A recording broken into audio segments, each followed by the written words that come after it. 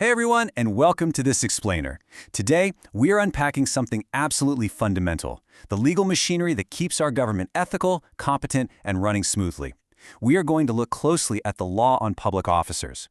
I want you to think of this as the master blueprint of accountability. Seriously, whenever you hear about a government official in the news, whether they're getting appointed, facing an investigation, or just doing their everyday jobs, every single bit of it traces back to the rules we're about to explore. So, let's anchor this entire explainer on this bedrock concept right here. Public office is a public trust. This comes straight from Article 11, Section 1 of the 1987 Constitution. It's such a simple phrase, but man, does it pack a punch. This is basically the constitutional philosophy of our entire political law framework. Every rule, every disciplinary action, every standard we'll cover today springs directly from this one powerful idea. When the government hands you power, they aren't giving you some sort of personal gift, they are literally entrusting you with the public's welfare. Okay, let's dive right into this. Here is the life cycle blueprint we'll use to break this complex system down. First, we'll cover what it means for an office to be a trust, not a privilege. Second, entering the civil service. Third, discipline and the condonation doctrine. And finally, the ultimate anti-graft watchdogs. Section 1. A trust, not a privilege. Let's take a quick look at the ethical standards. Look, when you grant someone the authority of the state, there is an inherent, massive risk of that power being abused. And because of that risk, the Constitution outlines these exact, incredibly demanding standards for officers. Just look at the language here. They must be accountable to the people at all times, no exceptions. They are required to serve with the utmost responsibility, integrity, loyalty, and efficiency, and they are mandated to lead modest lives. This makes it perfectly clear that a government job is entirely about public service, not personal enrichment. It's a rigorous standard designed specifically to weed out anyone who sees public office as a quick ticket to wealth. Moving chronologically, let's hit Section 2, entering the civil service. How do you actually get the job? It all comes down to merit and fitness. And this brilliantly illustrates how the state ensures competency right from the very start. The general rule is that appointments have to be made according to merit and fitness, which is usually determined by a competitive examination. Basically, you have to prove you can actually do the job. But the law is also super practical. It knows you can't test for everything. So competitive exams aren't required for positions that are strictly policy determining, primarily confidential, or highly technical. It's a really smart balance, requiring tested merit for the vast majority of roles, but allowing essential flexibility for highly specialized or deeply trusted advisors. You might be wondering, who exactly does this apply to? Well, the scope is absolutely vast. The civil service embraces all branches, subdivisions, instrumentalities, and agencies of the government. And here is the kicker. It even includes government-owned or controlled corporations, we call them GOCs, that are created with original charters.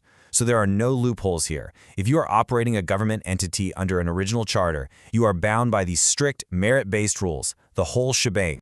But what happens if someone is appointed? They start working, but later we find out there was a legal defect in how they got the job. This brings us to a really fascinating legal distinction, the de facto versus the de jure officer. A de jure officer? That's someone with a perfect, flawless legal appointment. But a de facto officer is someone who, in good faith, takes possession of the office and does the work, even though their appointment was somehow defective. Why does this matter to us? Well, the law says a de facto officer's acts are completely valid as far as the public is concerned. This is to prevent total administrative chaos. Imagine if your official documents were suddenly voided just because the clerk who signed them had a paperwork error in their HR file. And surprisingly, because they actually did the work in good faith, a de facto officer is still legally entitled to get paid the salary and benefits of the office.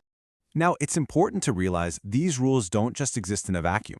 Our domestic framework connects directly to the global stage, aligning perfectly with the United Nations Convention Against Corruption, or UNCAC. By sticking to a strict, insulated, merit-based system, the state ensures that the very machinery tasked with implementing our laws and international treaties remains highly professional and incorruptible. All right, Section 3. Discipline and the condonation doctrine. Let's examine the accountability rules for when things go wrong. Now, what's really interesting about this slide is that historically we operated under this wild concept known as the condonation doctrine.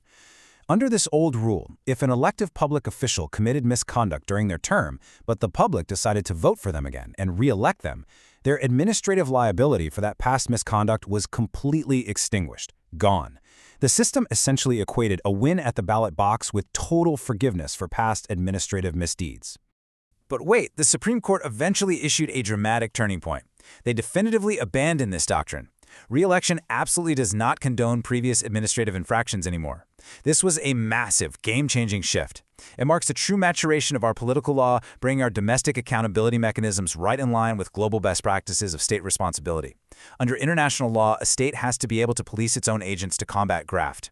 By banning the condonation doctrine, we ensure that a popular vote can never be used as a shield against administrative accountability.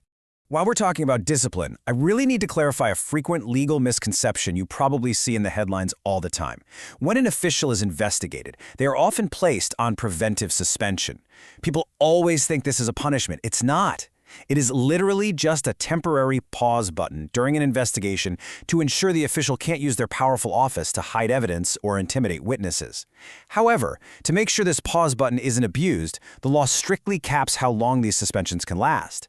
If it wasn't capped, a suspension could just drag on forever and turn into a de facto dismissal, which would be an actual illegal penalty.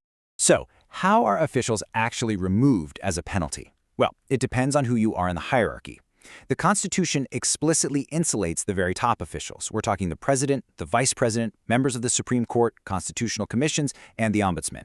They are impeachable officers. That means they can only be removed through the rigorous, highly political impeachment process and only for very specific high crimes.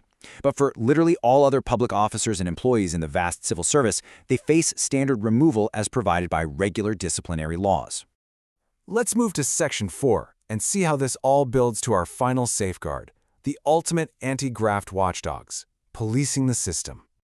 So who actually enforces all of this on a systemic level? Let's clearly separate two powerhouse institutions that often work together but have totally different roles. First up, the Office of the Ombudsman. Created by Article 11, Section 5, they are mandated to be the independent protectors of the people. They act promptly on complaints and are granted these vast investigatory powers to look into any acts that appear illegal, unjust, improper, or even just inefficient. They are your proactive investigators. On the other side, we have the Sandigan Bayan. This is the institutionalized, specialized anti-graft court. When the ombudsman does their digging and finds enough evidence to prosecute, it is the Sandigan Bayan that holds jurisdiction over the actual criminal and civil trials for corrupt practices. Okay, because the ombudsman has so much power, their decisions can sometimes be challenged in court, but the legal route to do so is highly technical. Let me guide you through it.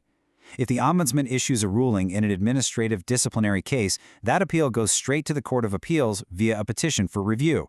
However, and this is a big however, if the ombudsman makes a finding in a penal or criminal proceeding, like saying, yes, there is probable cause to file a criminal case, the courts generally back off and respect that finding. You can only challenge it before the Supreme Court through a petition for certiorari, and only if you can clearly prove there was grave abuse of discretion. It's a much, much higher bar to clear, and it's designed to protect the ombudsman's independence in criminal matters. Also, fun fact, where did we even get this idea? The concept of an ombudsman actually has global roots. It originates from a brilliant Scandinavian administrative law trend of establishing independent watchdogs specifically to curb state abuse. By granting our domestic ombudsman fiscal autonomy and these extensive investigatory powers, our legal system beautifully mirrors international human rights frameworks. Those frameworks demand that citizens have accessible, effective remedies against abuses by the state. And the ombudsman, they are exactly that remedy. So, the crucial point is this. We have the structure, from the rigorous merit-based entry exams to throwing out that old condonation doctrine, all the way up to the independent, specialized powers of the ombudsman and the Sandigan Bayan. The blueprint for an incorruptible government clearly exists right here in our laws. But I want to leave you with this final provocative question to ponder today.